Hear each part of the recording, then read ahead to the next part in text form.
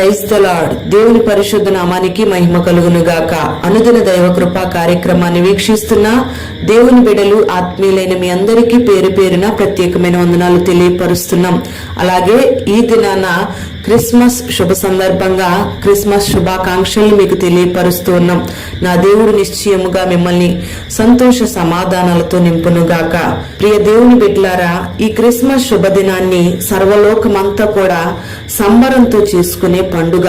Christmas పండుగ అంటే క్రీస్తుని ఆరాధించే పండుగ. మరి ఈ క్రిస్మస్ దినాన్ని అందరం కూడా ఎంతో ప్రభువుని గణపరచవలసిన వాళ్ళమై ఉన్నాం, ఆరాధించవలసిన వాళ్ళమై ఉన్నాం.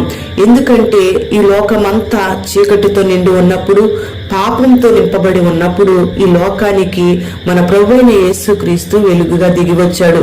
ఆయన వెలుగుగా వచ్చి ఈ లోకాన్ని వెలిగించాడు. అంతేకాకుండా ఆయనలో ఉన్న సమాధానాన్ని, శాంతిని ఈ లోకంలో స్థాపించాడు. అందుకే ఆయన జన్మదిన వేడుకను అందరూ కూడా ఎంతో ఘనంగా నిర్వహించుకుంటూ ఉన్నారు.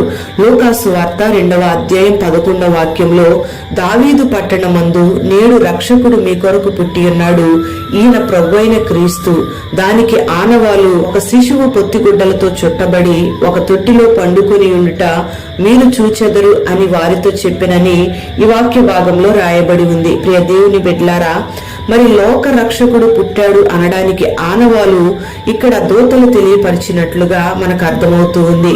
మన ప్రభువైన యేసుక్రీస్తు దైవ కుమారుడై ఉండి ఈ లోక రక్షణ కొరకు, ప్రజలందరి పాపముల విడుదల కొరకు లోకానికి దిగివచ్చాడు.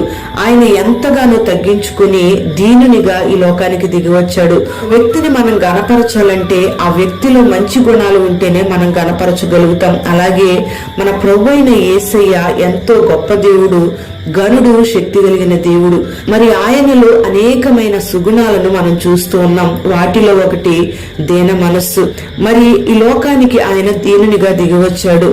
దానికి ఆనవాలు ఏంటంటే పొత్తిగుడ్డలతో చుట్టబడి పశువుల తొట్టిలో పరుండ పెట్టబడడం. ప్రియ దేవుని బిడ్డలారా, మరి అంత గనుడైన దేవుడు అంత దీనునిగా లోకానికి దిగి వచ్చిన కారణాన్ని బట్టి మనం ఆయన ఎంతైనా స్తుతించబద్దులమై ఉన్నాం. ఎందుకు ఆయన అంత దీనత్వం కలిగి అంత దీనునిగా తగ్గించుకున్నాడంటే మనల్ని ఐశ్వర్యవంతులుగా చేయడానికి, మనల్ని ధనవంతులుగా చేయడానికి, మనల్ని ఆయన మహిమతో నింపి ఆయన సింహాసనం ఎదుట మనల్ని నిలబెట్టుకోవడానికి. అందుకే ఆయన అంత దీనునిగా దిగివచ్చాడు. ఆదాము ద్వారా పోగొట్టుకున్న మహిమ వస్త్రాలను మరలా మనకు తిరిగి ఇవ్వడానికి ఆయన ఈ లోకానికి రక్షకునిగా దిగివచ్చాడు.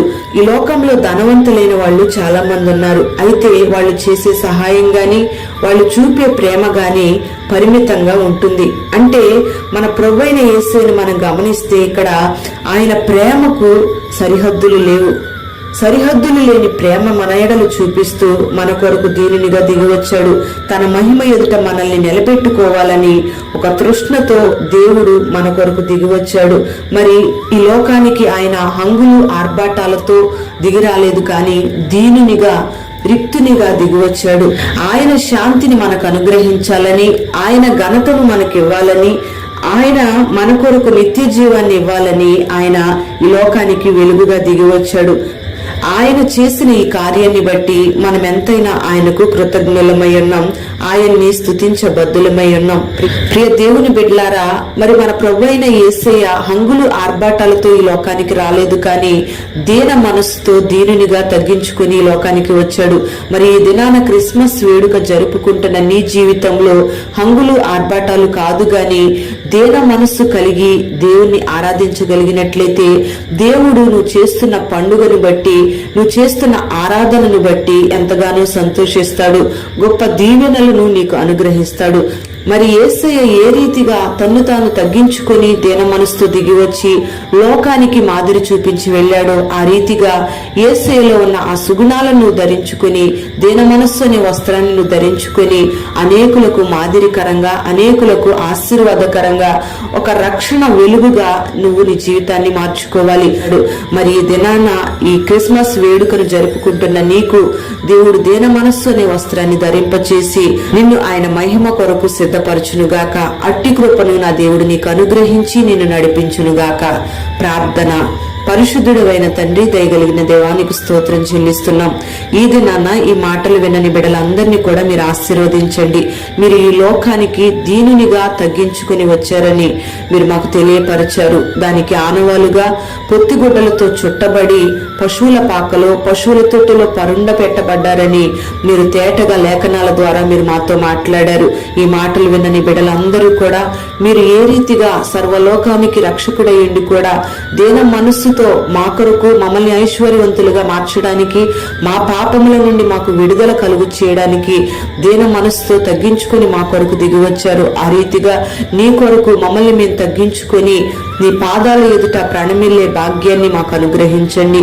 ప్రతి ఒక్కరూ కూడా నిన్ను పోలి జీవించడానికి అనేకులకు మాదిరికరంగా నీ బిడ్డలను మార్చండి. ఈ పండుగ దినాన ప్రతి ఒక్కరికి ఒక ప్రత్యేకమైన దీన మనస్సును అనే వస్త్రాన్ని మీరు ధరింపచేసి ఒక ప్రత్యేకమైన రీతిలో మీరు ఆశీర్వదించి నీ బిడ్డలను దీవించమని, మహిమ ఘనత ప్రభావాలను మీరు పొందుకొనమని యేసు నామములో అడుగుచున్నాము తండ్రి.